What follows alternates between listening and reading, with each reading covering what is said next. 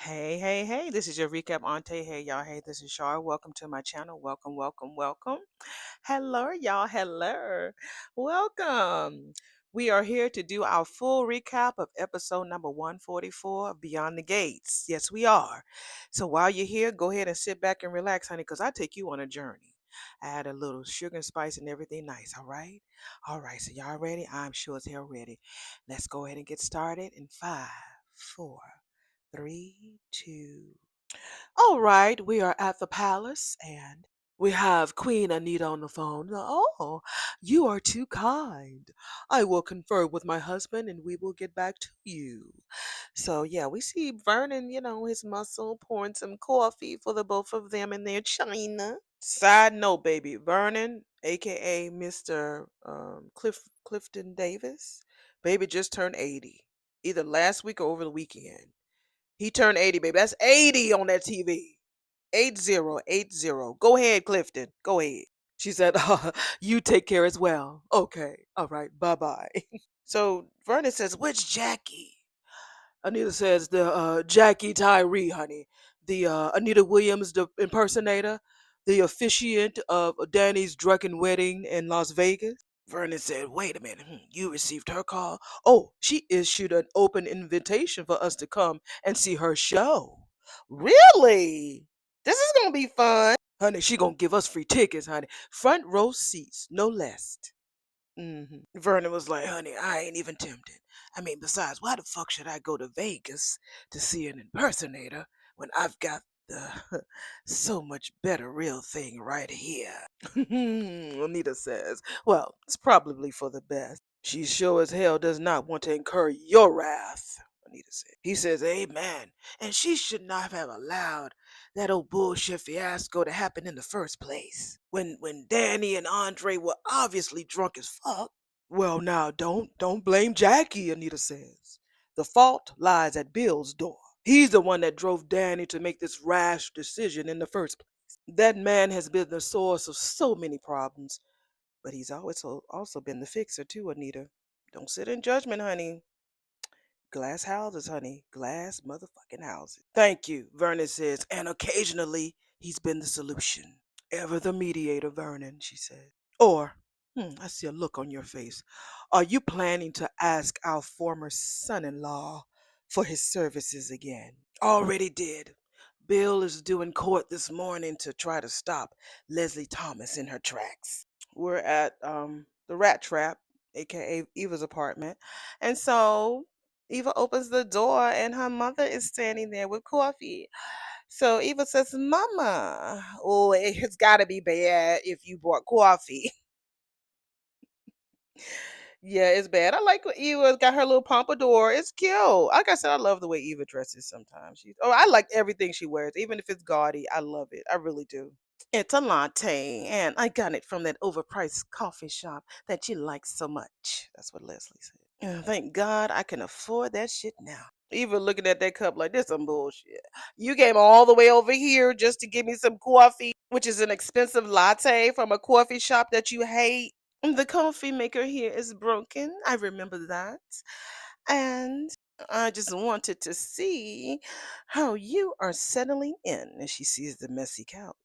Doing just fine with the settling in, Mama. It wasn't a messy couch, but your mother knows, honey. A mother knows. I mean, did you forget that I used to live here, Mama, before you kicked me out? Which is why I gave you this place to make it up to you. Uh, And what's with all of this funky ass attitude? I'm just wondering what your ulterior motive is, Mama, for just stopping the fuck by. I'm simply being kind and generous, Leslie said. And what would you think otherwise? Eva was like, bitch, oh, experience. Oh, I guess that's a fair point. And you will find that today I'm big enough to admit it. And then the bop, bop, bop, bop. So now we have another daughter duo. We have Nicole and Kat. So Kat comes over to her mom's house, and so Nicole is sitting on the couch. That's the Sherwood Forest house, couch. And so she's like, "Hey, Mama, is that coffee? Okay, coffee. That's that. Okay, good to the last drop. I get it. Y'all got coffee. Coffee was in every scene. I get it. Vernon and his coffee. Leslie and her highest latte, and now Nicole and her coffee. Okay, I got you. Nicole is still looking through some paperwork in the kitchen, honey, and Mona bought biscuits. And so Kat's like, I'm not feeling biscuits, Mom. But I love some dry toast and egg whites. And so Nicole tells her, well, you can see if Mona's feeling helping you out with that, or you can feel free to make it yourself. What's Kat? You so busy, Kat says. She's like, oh, girl, I'm busy writing this eulogy for Dougie. Oh, I still can't believe Dougie go. Vanessa asked me to speak at his memorial today, and I really want to do a good job. They were really very close friends of ours. Kat was like, honey, I didn't realize that the memorial was today. Me neither, girl. Damn, when did he die? Like last week? Maybe it's been, yeah, it's about time, I guess. But it's convenient how Kat just happens to have on all black. And of course, Nicole has on black. It's like, but you didn't know the memorial was today, girl. All right, Kat. She says, honey, I can't stop thinking about Vanessa and the twins. But when Vanessa was under Joey, she did. She kept stop thinking about him. She did stop thinking about him. Is that what I'm trying to say? Yeah. She was like, life was so good. This is Kat, and she says, all of a sudden everything flipped, literally.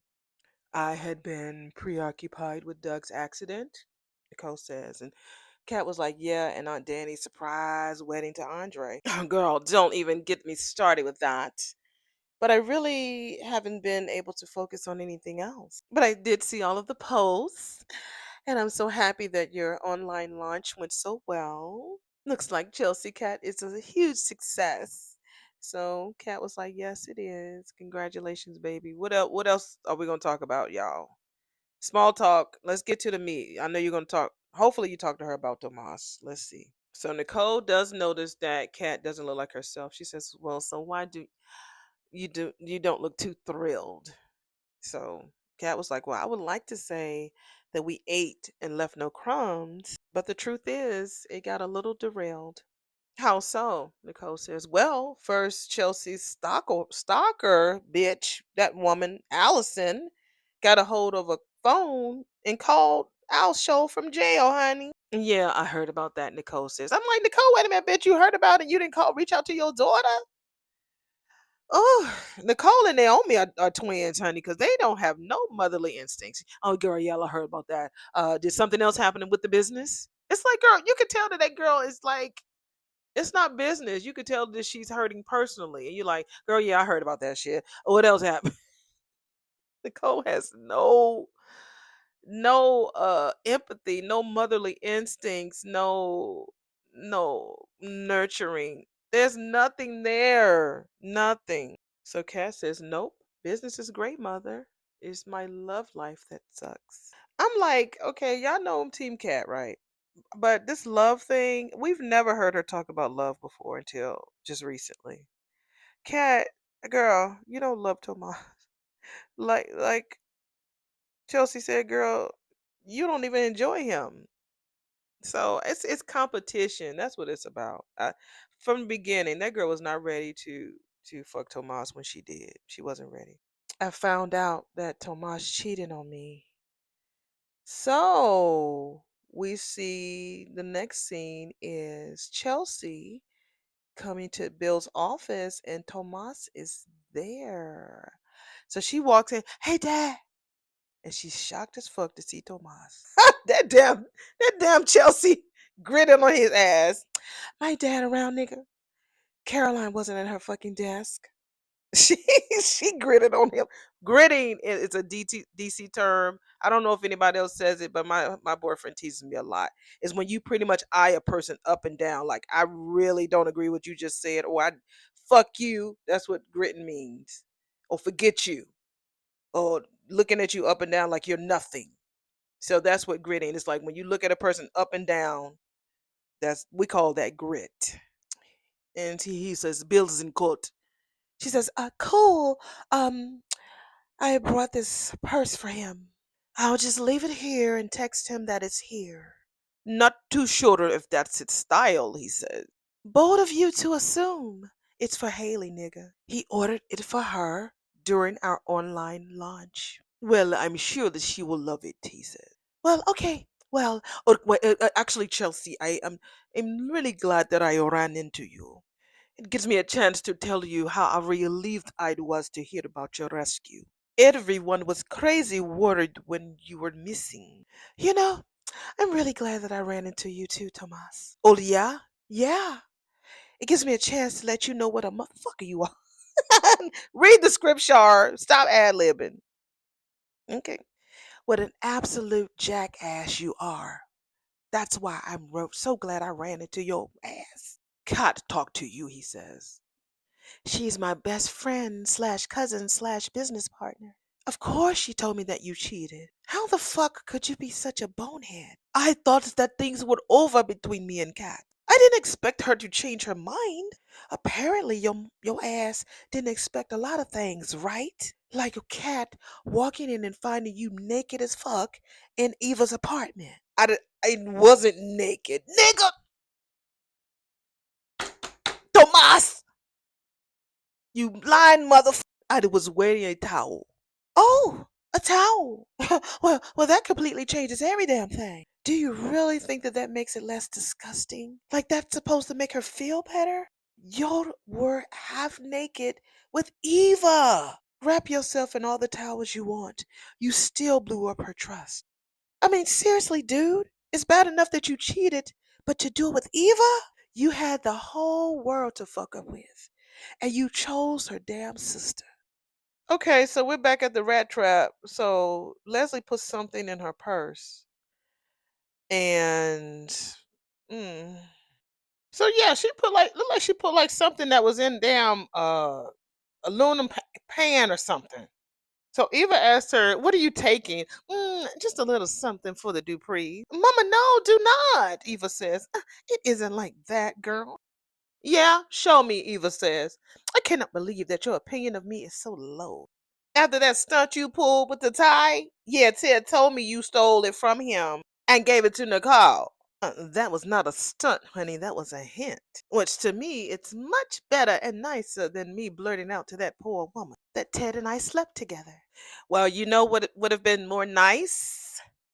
And no doubt, and no doubt more boring. Please don't inform me. You didn't have to tell her at all. And you informed me anyway, bitch. Strategy, honey. You have got to learn strategy. All right? And little Nikki would have found out eventually. Not from me, not from Ted. Whatever.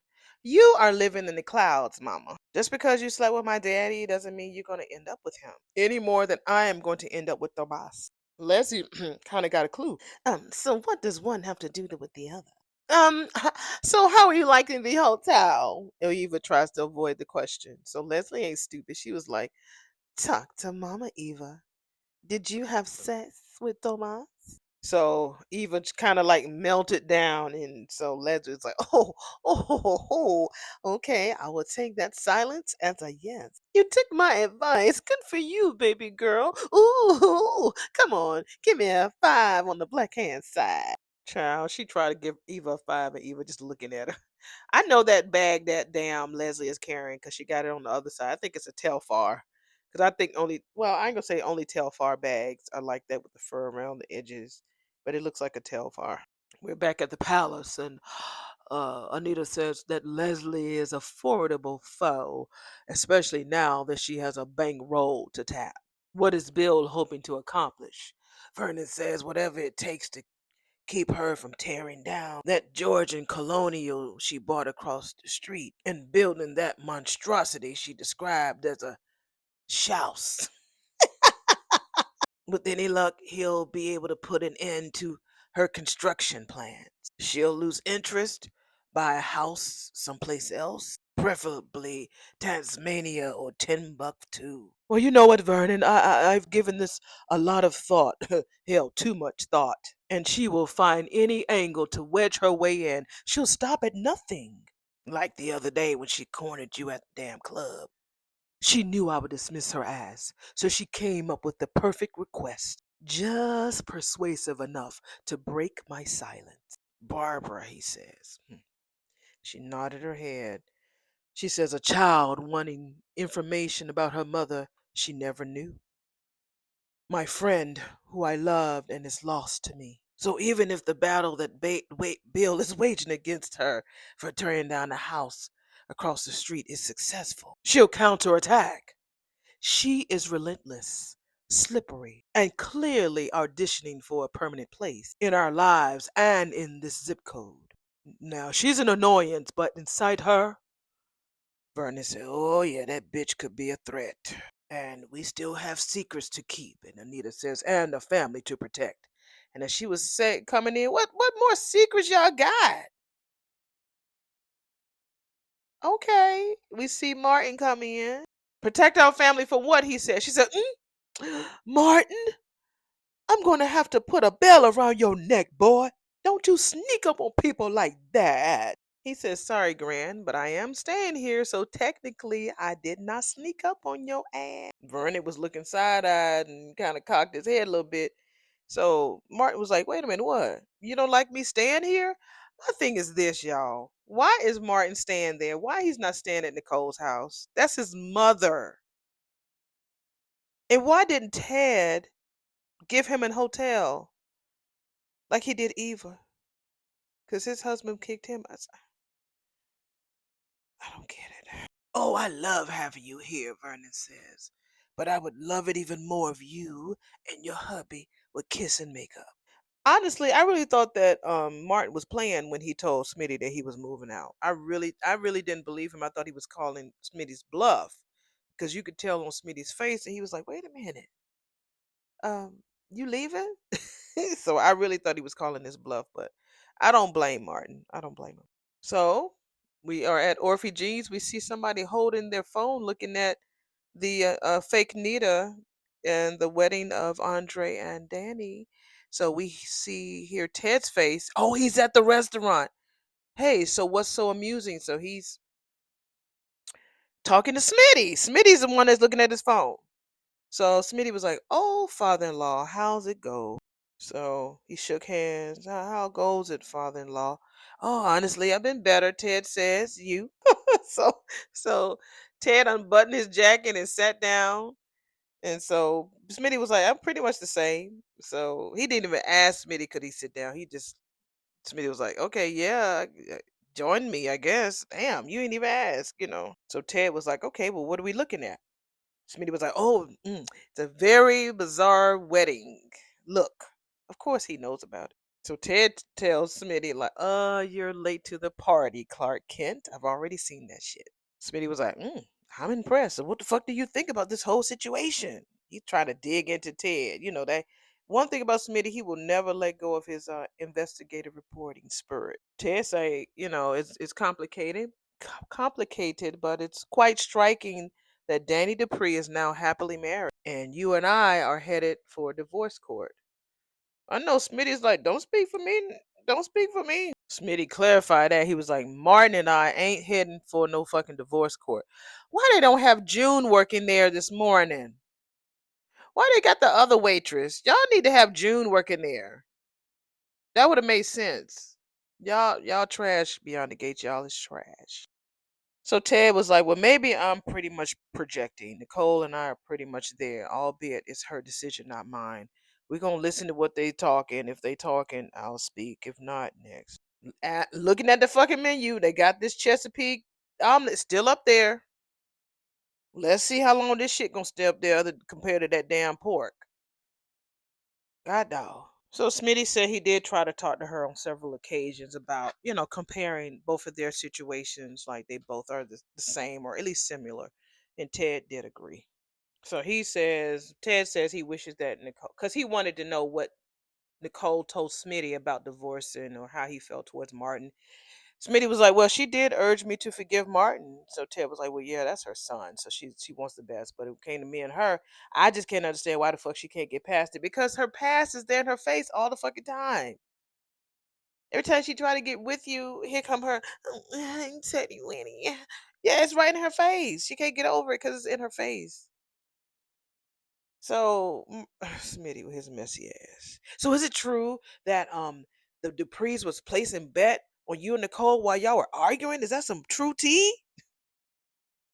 Jesus.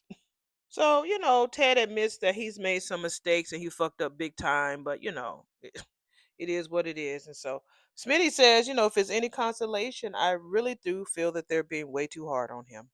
So Ted was like, thank you for saying that, but if you don't mind me getting all but to your business, I think that you're being the same way with Martin, being way too hard on my son. So we're back at the palace. So Martin is pouring him some coffee. Everybody's having coffee in this episode. He says, believe me, honey, if a kiss could fix this shit, I would be home in a flash. But it's really not up to me. Brenda was like, wait a minute, excuse me. Wasn't it your ass the one who moved out this time? I mean, you were already back in the damn house. Shit, Martin broke that shit down. Like, I was on the sofa, baby, not in the bedroom, which ain't the same as being fully back in the damn house. No. I mean, you were simply trying to protect him, Anita says, by keeping that secret. It's not like you cheated on him. Then we go to Nicole. Wait a minute, Tomas cheated on you, girl? Are you sure?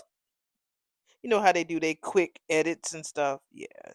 She's talking to Kat at her house back at the Sherwood Forest. Kat was like, I walked in on their asses. So Leslie was like, in bed. Kat says, in her living room. Kat, perhaps, look, mama, she was in a robe and his ass was in a fucking towel, okay? And besides, he admitted that shit. Oh, sweetheart, I am so sorry. I know exactly how you must feel. I know you do, Kat says. You probably get it more than anybody else. I'm sure it's like deja vu since you went through the same damn thing with Dad. Well, I didn't exactly walk in on your father and Leslie, and I didn't find out that they actually slept together for decades. But I definitely understand how it feels to be betrayed. You want to know the kicker, Mama? Your situation and mine are more alike than you think. You know who I caught Tomas with? Someone I know, Nicole says. I'm going to give you three guesses, and the first two don't count. You don't mean like mother, like motherfucking daughter. We back at the rat trap. Leslie is standing up. Don't leave me hanging, baby girl. So they knick-knack paddywhack. Hand clap. Mother-daughter thing, honey. Leslie says, honey, that is my girl. Why would a mother feel happy about her daughter fucking? It's like Leslie is such a cool lady. Oh, she sits down. Okay. So tell me, does he roll his R's? Mama, can you dial it down? Okay. I mean, sometimes you could be so crass. Girl, you was crass last week. But you know what? Tomas said the same thing to. Ooh. Tomas said the same thing to Kat. That she was crass.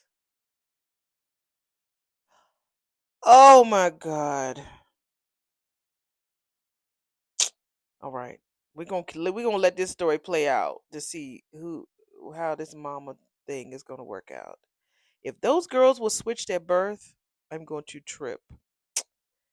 Ooh, and sometimes you could be so crass. Leslie kind of mocks her. And Eva says, and childish. And childish. Besides, it's something that I'm not proud of.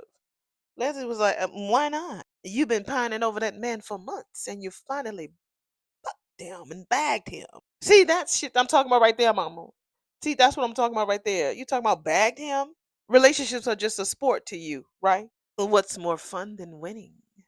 There's more to life than winning and losing and getting and throwing away. Man, the more that damn Leslie is talking, the more. Because again, we keep saying that that's Kat's MO. She want to win. That's all it is about. She wants to fucking win. She always wants to be one up on Eva.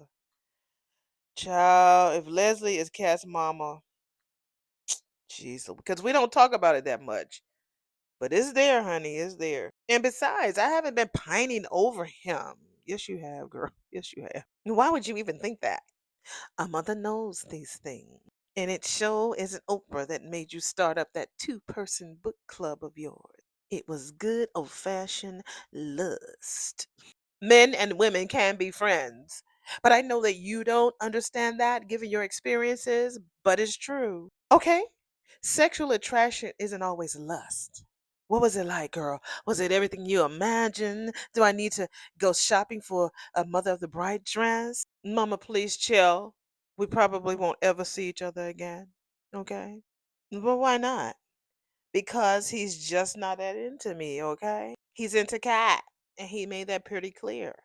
So you just rolled over and accepted it? I mean, what was I supposed to do? Hunt him down? Capture his ass with my net and my spear? Have I not taught you anything in all these years, baby? If you want to be with your Latin lover, you are going to have to salsa your way back into his heart, baby, and fight for that man. Please, mama, please stop with all of the Latin lover tropes. It's degrading, and frankly, I thought that you was trying to better yourself after your newfound money. Snooty much? Leslie says. I mean, what was it about what I said though? The part about you fighting for him. Yeah, mama, I ain't doing that shit. Leslie was like, well, why not, girl? I mean, I just told you, mama. He don't want my ass. He wants cat. Okay, basically he says he only sees me as a friend, honey, and he apologized if he used me. That was right after we slept together. Oh, girl, don't take that personally, honey. Ted sang that same old song to me a million times when we were an item. And look at us now, honey. Eva set her ass straight and say, you both ain't no damn item. Nicole is divorcing him, and I am living 2 floors under him. Eva was like, honey, the way that you spin reality, baby, is mind boggling. Yeah, she don't see things the way it is. I can't wait for her to wake up. I really can't wait for somebody to shake the fuck out of her and wake her ass up. And she goes off, and soon it won't be 2 floors under him. I'll just be under him. Ew, mama. Okay, Ted doesn't want you any more than Tomas wants me. Oh, honey, these men don't want that what they don't know what the fuck they want. I mean, they think they do. I mean, Ted and Tomas are just two conflicted peas in a pod. Correction, in a testosterone filled pod. There are a couple of guys who convince themselves that they're supposed to be with a Dupree woman, and that being with one is going to somehow magically bestow upon them status and class. But what they really want and what they really need are women like us. Strong women who understand them. And don't you dare let some Dupree or some man who's a wannabe Dupree make you think otherwise. Back with Tomas and Chelsea at Bill's office, I just want to point out one thing. I didn't feel like I was cheating on Kat at the time. He said, what? Tomas, please. Chelsea says, oh, this again? Convenient excuse. I know how it sounds, but please hear me out. I thought Kat and I were done, okay? We had a huge fight, and I left a bunch of messages saying that I wanted to talk, and I didn't hear anything back. In my mind, she was ghosting me, so I thought it was over between us. Then I was helping Yvonne move back into her apartment, and while you was unpacking the bed, you decided to fall the fuck into it. I'm saying it wasn't me knowingly cheating on Kat. Even and I are friends, and I wasn't exactly in the best headspace after Kat had told me that I was lousy in bed. Ha! Chelsea says, maybe you are, nigga. You know, Chelsea, of all people, you shouldn't be so quick to talk about choosing partners. Ooh! Oh, Tomas, you can go low, can't you? When I'm forced to. I'm a lawyer. I tend to meet people where they are. And the point is, Eva was there for me. And I'm not going to lie, we do have a strong physical connection, but Kat is the woman that I'd want to be with. After what happened the other day, though, I'm sure she wants nothing to do with me. Please, Chelsea, don't tell him what that girl said. Please let him work for that. Please. Please don't tell him shit, girl. I wouldn't go that far. Oh my God, Chelsea. Well, I would, he says. Kat hates me now. Ugh, Kat loves you, unfortunately. He's looking like, Kay? So we're back at the Sherwood Forest, and so Nicole is telling Kat, girl, you must be pissed like a mother. She says, what Tomas did was contemptible, girl. And so Kat was like, Eva too, honey. Nicole says that she's genuinely surprised that Eva would do something like that. She's like, "You are always so forgiving," Kat tells Nicole. "I've been telling y'all asses for months. This bitch has been planning. That Eva was trying to take Tomas away from me for months. Nobody would listen to my ass, including you, and I was fucking right," Kat says. "In my defense, Kat, you have had it out for Eva since day one." Yes, her witchy poo powers was kicking in since day one. So they just go back and forth about fussing about how, Kat was right and how she entered their family under false pretenses to destroy their family, yada, yada, yada. So we're going to go ahead and see what they're talking about. What we need to know how to move forward because we know that Kat does not like Eva. We know that. She proved it right. Okay, next. So Nicole takes up for Eva and says, well, clearly she was a victim of her mammy. And so Kat was like, fuck that. Who? I mean, she was a co conspirator with Leslie. Nicole was like, nonetheless, honey, I don't think that Eva is the type of person that will set out to hurt a happy relationship. Okay. Am I wrong? Or is this yet another case of your intuition being spot on? So Kat does admit that maybe the things between her and Thomas was not perfect. They were having some issues. So Nicole asked her ass what kind of problem. She's like, it doesn't matter. Like Nicole's like, bitch, yes, it do matter, girl. You better spill the tea. Identifying the problem, the first step of accepting that shit. So Kat was like, look, the simple solution would be to walk away. I like Nicole's top. It's cute. But she says she tells her mother that she still loves him. She said, well, you two need to work on a solution that will possibly be best for the two of you to stay together. So here we go. Smitty did the same thing. She said, well, honey, if it's that simple, does that mean that you and dad are going to work things out too? I mean, so we're back at Orphe Jeans. Ted and Smitty are talking. Smitty's like, you think I'm being too hard on Martin? So Ted was like, look, my son lied to you, okay? Kept a secret from your ass for years. Okay, we're going to see what they're talking about. Hopefully Ted will work on Smitty so that Martin and him can get back together and he can move back into the house. So if it pops, we're talking. If not, next. Oh, they try to. Okay, he says that the person that you trust the most spits in your face and they tell you that it's raining. Okay, that's what Ted says to Smitty, and Smitty was like, "Yep, that about sums it all up." He talking about like he thought that he can keep all that shit in the past, nigga. You just fucked Leslie like last week. Are you talking about like that past or like 30 years ago past? Let me just keep listening to see what the fuck he got to say. I mean, Ted, Nick, you just fucked Leslie last week, honey. If you would not have done that, Nicole was ready to give it to you. She was ready. Your ass. So Ted is like, well, do you love him? Yeah, of course I love him, he says, but I just need some type of proof or a sign, anything that will tell me that I can put my faith in him again. So what is this sign that you need, Smitty? For him to cook you breakfast in bed naked? I mean, like what what is it? You know, trust is a hard thing, baby, but you gotta work at it. You really do. It ain't gonna have to be. It's not gonna be like one sign. You be like, oh God, I can trust him. No, it ain't that. It ain't that deep, honey. It's gonna take some work. Ted agreed. He was like, look, you can't be sitting around waiting for some damn aha moment that will tell you that it's okay to restore your faith in your husband. Okay, that's one thing that Ted and I agreed on. I mean, a few things, but he's making a little bit of sense, just a little bit. Okay, Ted trying to preach. He said, "Cause Smitty, that's what faith is. It's believing in things that your ass can't see. See, that's what the Bible said, honey. Uh, faith is the substance of things hoped for, the evidence of things not seen." Now I know I cuss, but I know the word too, honey. Don't judge me. So Ted tells his ass maybe he needs to just learn how to trust Martin again. So Smitty said he never thought about it like that. So, Ted's like, I hope this, what I told you helps out for the sake of you, Martin, and the kids. He's like, look, I've already lost enough. I really don't want to lose a son in law, too. Oh, Teddy Weddy. So he's about to go to Doug's funeral. He's like, I'm about to go honor a man who don't have any more chances to get that shit right. So they shake hands and Ted skedaddles while Smitty is sitting there in deep thought. So we're back at the palace, and Martin is telling his grandparents, like, "Look, my marriage is in trouble because of the choices I made."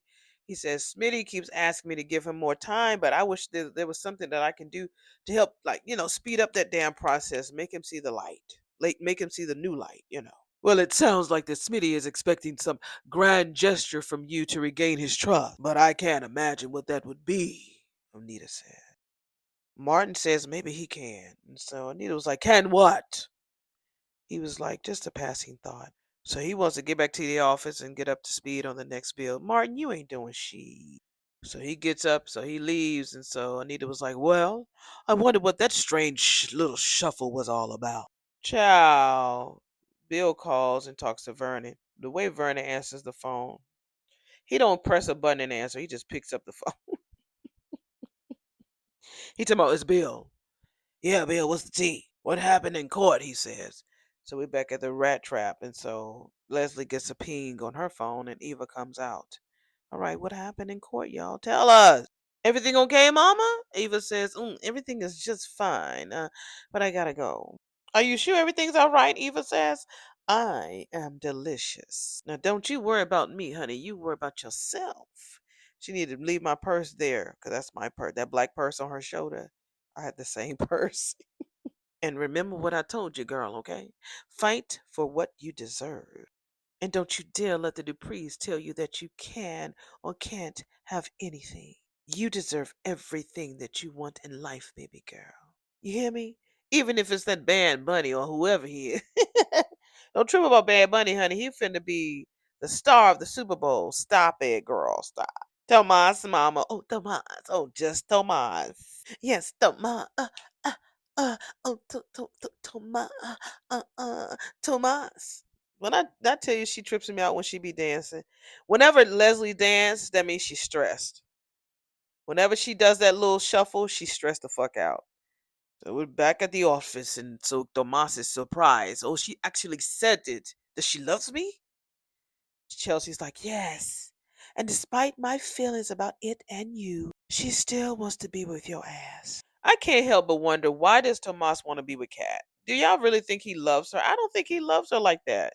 I think that he has an obligation to Bill, and with the best choices between the two, Kat looks better for him. It's a step up. If he wanted to stick with some girl in the hood, he would have stayed with Eva. He would have dated one of the girls from where he came from.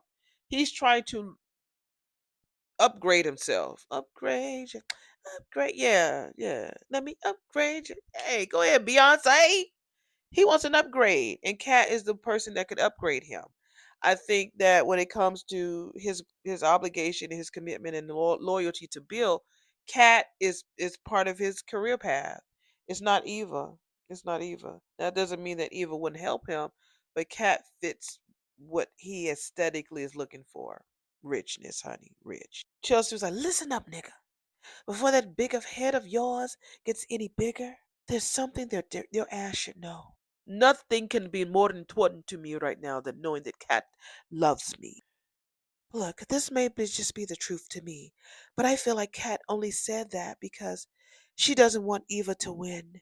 This is more about her hating her half sister than loving you." "Well, since that is just your opinion, I still have a chance with Kat." "Yeah, but there's also a chance that people in hell might find ice water, but I don't expect it to be that easy. And another thing, what he says, Kat's not just gonna come to you, honey. This is your mess to fix. You hurt my cousin again, and you better duck when you see me coming, nigga." So he's smiling, honey. Chelsea skedaddles out of their fucking office, and he like, "Damn, yes, that got hope. My Catherine still loves me." So we're back at the Sherwood Forest. So Kat tells her mama, like, "Okay, honey, you've been doing a lot of jaw jacking, honey, but you still haven't answered my question. What about you and Dad? I mean, do you ever plan on forgiving Dad? Because if your ass don't, you might as well stop giving me advice about me and Tomas." "Cat," she says, "it's okay. I mean, I just realized that maybe our situations ain't alike after all, because at least I can admit that I still love the guy. Go ahead, Cat." So she sits back down on the couch because Cat, makes her, that cat walk. That I love her walk. And Nicole sits down. I love her little like mermaid skirt. It has pleats at the bottom. It's so cute. I was thinking he was gonna come over there, so Ted comes there. Instead of him doing like this, he comes all the way in and talk about knock knock. Who the fuck is this maid? Y'all need to fire her and hire me. Cause y'all maids and Rowena. Where's Rowena? Y'all just be letting people in. Where's the alarm? Where's the codes? It's like, come on now. So Nicole is like, what the fuck are you doing here, Ted? So they had a little small talk about the fact that he ran into Smitty at Orphe Jeans, and they talked about how things between him and Martin need to work out. And so she agrees. She hopes that they do work things out. We know that they're going to work out. We know that. She's like, I hope they work things out. He's like, so do I. Just like I want things between us to work out. She's like, Tad, he's like, look, I know that your mind is pretty much made up about this damn divorce, okay? But at the moment, like right now, we are still husband and wife. So she tells him that she's writing the eulogy for Doug's memorial. And so he's like, she's always been good at knowing people deeper than the rest of everybody there in Fairmont Crest. So, yeah. So he's like, well, since, we're both going, and we've known Vanessa and Doug for years, yeah, maybe we should go together, okay? I mean, I would really like that, she says. I really would. He said, okay. He said, that would be great. I mean, I could drive. She says, but nigga, stop, hold it. I already have a ride, honey. Girl, Carlton is giving me a lift. He asked me yesterday. I'm sorry, she says, I'll see you there. He says, I see. Now, Nicole, what you're doing is wrong, bitch. You're dating your husband's best friend and business partner. You think that that's cool? The fact that he hit on you and you okay with that, you're cool with that. I'm sorry, honey. Ain't nothing right about that. She's still married, y'all. He just said that. Why the fuck is she out there dating this guy and kissing this guy in public? And then I think Anita's supposed to tell her later in the week, girl, go ahead. You need to treat yourself. Go out. No. You getting on Danny, but you want to not. Girl, they so confusion to me. So Ted's feelings is hurt. And he's like, yeah, okay, well, I'll see you there, okay? So after he leaves, she looks out in the audience and looks at us. So is that in the script? Writers, are you out there? Let me know if it says in the script, Nicole peers out into the distance, regret on her face, wishing that it could be different, but it's not. Is that in the script? Because it's kind of weird. Girl, we're back at the rat trap. Eva's coming out of her closet and she takes a sip of the empty cup because you could tell there's nothing in that fucking cup. She takes a sip and her face looks like it's nasty. So she puts the cup in the microwave to heat up the coffee a little bit to give it a little burn, a little heat, honey, a little fire. So she listened to her mama. She peers out into the audience at us and listen to her mama repeat the same script, honey. Haven't I taught you anything over the years? If you want to fight for your night lover, you need to fight for him, blah, blah, blah. And she's thinking about the night that they fucked. So, whatever, girl. Uh-oh, we're back at the palace. So, Vernon is like, man, it was worth a shot. We'll be in touch. Damn. The judge denied Bill's request for an injunction. This was after Vernon hung up the phone. And Anita said that statement, honey. Leslie is free to knock down that damn colonial across the street and begin construction at any time. How do we play this? Anita says, I would love to slam the door in that bitch's face, but if we want to be in a position to outmaneuver her, we're gonna have to let her ass in. Yes. You gotta embrace her. You really do. So she won't know what's coming. She's always expecting them to do something, so she's ahead of them. But if her guards are let down and she's so full of love and she don't know what hit her, then that'll be just what they need. They need to distract her. Vernon doesn't look pleased at all. Looks like we're gonna be seeing a lot of her from now on. She is going to milk this win for what it's worth. Probably sooner rather than later. I have a feeling once I press play, we're going to hear either a knock on the door or the doorbell. Or the invisible Rowena will let her in. And here's the doorbell. Ding, ding, ding, ding, ding, ding. Vernon says, and we're getting so much better at her anticipating her. Yeah, they know whenever she comes. They know she's predictable. So y'all got to learn her ways. Y'all know whenever she comes over there. They call her out like clockwork. So now they have to get to know her personality, so they can get in her head, and then they can distract her ass. So he goes and opens the door. She says, Vern, you're opening your own doors now? Why she calls him Vern, honey? That ain't his fucking name, Les. I'll never do that. Then she walks in. Auntie Nita. No hugs, honey. I think I'm coming down with something. Anita had a nerve to clear her throat. Vernon says, "What can we do for you, Leslie?" I don't know if you heard, but I've just been given the go ahead to begin my little project across the street. So she comes over there bearing gifts, honey, with a little basket in tow. We've heard, Vernon says. I am determined to be a good neighbor, she says. I don't want to cause you any headaches. But with the construction, well, it's probably nearly impossible. I mean, you got the trucks and the bulldozers and all. So I thought that I would bring you a little something. And she reaches in her basket to pull out this blue gift with polka dot ribbon. Something for your convenience. And Anita was looking like, what the fuck is that? That damn Leslie said it's a fruitcake. Vernon says, how apropos. All right, you better say it, how apropos. I'm not looking that up, y'all. Apropos. Apropos. I'm thinking it must be a nice gesture, a word for nice gesture. So, yeah. I made it myself, Leslie says about the damn fruitcake. So Anita was like, well, it's certainly early for holiday baking, honey. It's only October, bitch. Oh, no, you misunderstood, Leslie said. I made it last Christmas. She wants to be a thorn in their fucking side. Vernon was like, as in 10 months ago?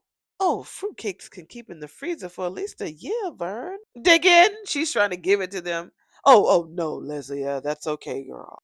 We just finished our breakfast, honey. But you can put that uh, over by the coffee. She wanted to put it like you put that shit in your ass. Okay, Leslie says. So she takes the basket and sits it by the coffee. Well, I hope that you do get a chance to enjoy this when you have time. I've got to get my ass across the streets and meet with my general contractor, Leslie said. And perhaps your project manager? And Leslie was looking like, what? Oh, yeah, this is so many people to remember. Mm. She don't know what the fuck she doing. Every construction needs a project manager because they need to manage it to make sure it's done in a timely manner. Girl, no, let her go ahead and get with this construction people. Don't worry about the project manager. Anita says, and to supervise, honey. I would love to warn you about those construction schemes, but surely you've done your research. I have, Leslie says. Vernon says, well, it is a good thing you're available to keep a constant eye on things. It is. Gotta go. Shouts to build. Toodle. She walking out. She smiled in their face, but as soon as she got to a certain part, she was like, wait a minute. Construction schemes? You could tell on her face she is worried as fuck. That's why you need a project manager, honey. You didn't know that. See, that new money don't know that shit. So she leaves. Vernon tells Anita, well played. And so Anita was like, pretty much my pleasure. So they look at the damn fruitcake and Vernon was like, shall we call the hazmat team, honey? Only if they can remove that biohazard that moved in across the street. How long do you think we have before the construction begins, huh? A day or two? Immediately, bitch. And that will be my damn screen screen capture. They look like they got horror on their face, baby. This is perfect. So we're back at the Sherwood Forest. I guess Nicole already left, so Kat runs in. She hears her phone buzzing in her little bitty purse. So she answers the phone and says, what? I'd feel terrible. We all know who that is. About the way we left things. I reserved a table at the country club and was wondering if you wanted to meet me for lunch so we can talk. Kat was like, sorry, nigga, I have other plans. So she hung up on his ass. So Chelsea ran over there, honey. Oh, good. I found you, cuz. Look, I need to warn you about Tomas, honey, just called me, Kat said. Can you believe that nigga had the nerve to ask me to go to lunch with him at the club? What the fuck would ever make him think that I would say yes? Ugh. Well, maybe it's because I told him that you love him and you want him back. So He's at the office, so Eva gives him a call on his phone. Eva, he says. She's like, surprised? Yes, actually, I am. I was wondering how. I mean, I felt terrible about how we left things, and I was wondering if you'd like to go to lunch. Ay, ay, ay.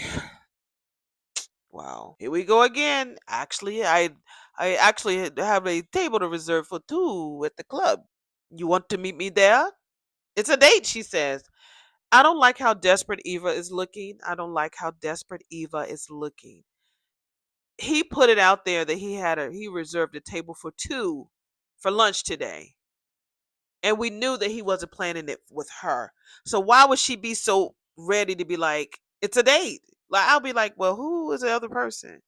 Table for two. Was it for Kat? Was it for your client? She's just so desperate. Her mother has put that seed in her head about fighting for this man. And he told you he already had a table reserved for two. Not you, girl. So I want Eva to be smarter. If she can be smarter, I'm not gonna flip now. My cat's my boo. But I need for Eva to really, really be a lot smarter than that. She's so much smarter than that. At least I hope she is. She looks hopeful. He looks like damn. He looks like fuck. And she looking hopeful because he was looking forward to meeting with Kat, but he settled for her. It's like, girl, don't be having him settle. You want him to settle? So we're at Orphe Jeans. Martin runs in there, tells Smitty that he's happy that he tracked him down because there's something he needs to talk to him about. Smitty's like, what the fuck is going on? Something wrong with the kids? You would know that because the kids stay with you, Smitty. Duh. So he just goes on. Martin tells him, I've been thinking about us, and the kids are cool, about how I kept that secret away from you to protect you. Just in case I needed, because I needed for you to be there for the kids if anything went wrong with me sideways. He says, but I realized something. It was way more than that. I was afraid of how you would start seeing me, that you would look at me differently and think less of me because of what I did. Be ashamed of me, he says. And Smitty was like, I am not ashamed of you, Martin.